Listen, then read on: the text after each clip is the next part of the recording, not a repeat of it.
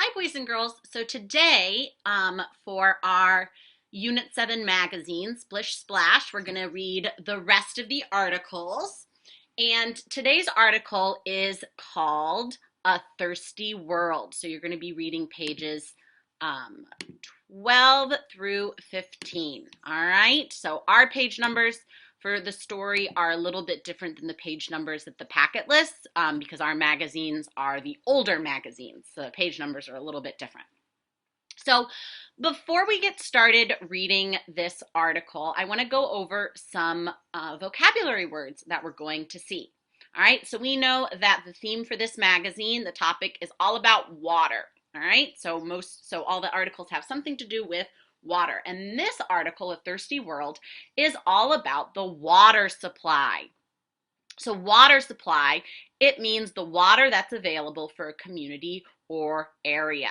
Okay, so the water supply is different here in Chicago than it is for children who live in other countries around the world. Okay, some of the countries that we're going to talk about in this article are New Guinea.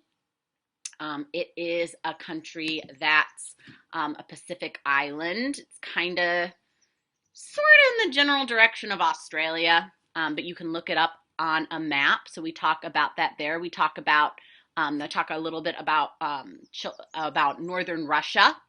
We know where Russia is, and about some countries in the continent of Africa. So Africa, it is not a country, it's a continent. So it's got a bunch of little different countries inside of it.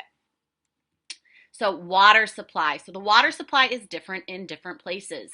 And this article is going to be all about what people in other countries have to do to have access to water. We are very lucky here in America that we have easy access to clean, safe water, but in other countries it is not quite the same. All right. So what you're going to do is you're going to read this article, and I want you, while you read, think about, so we already read an article last week about how in America we get clean water to our houses and we take the dirty water away and how we make the water clean. I want you to think about that and what you know about getting water here in Chicago in America. And then I want you to kind of do some comparing and contrasting with what it's like for children in other parts of the world. Is it easy for them to have access to clean water, or is it difficult?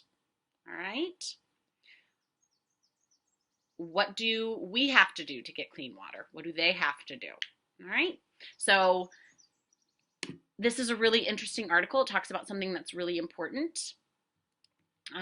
If you have there, it also talks about some really cool ideas that people have come up to help bring clean water to different parts of the world that don't have a water system, an organized way of getting clean water to them. Some really cool inventions. So invention, it's a thing that's a new creation, usually to help people. Okay, talk about pumps.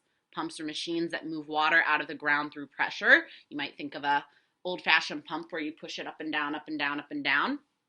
And they also talk about wells. Wells are big holes in the ground to get water. Sometimes you might think about them in fairy tales, like at the beginning of Snow White when she's singing about a well, and you get the bucket and you put it down, and then you get the bucket full of water and then you bring it back up.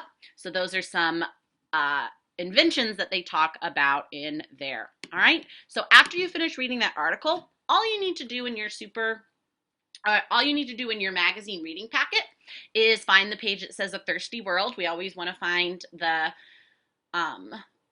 title of the article and the title of the page are always going to match. And then you just need to write down 4 facts. So we learn a lot of interesting things in this article. So you're just going to pick 4 of them, and in complete sentences, write down 4 facts that you learned about the water supply in other countries. All right.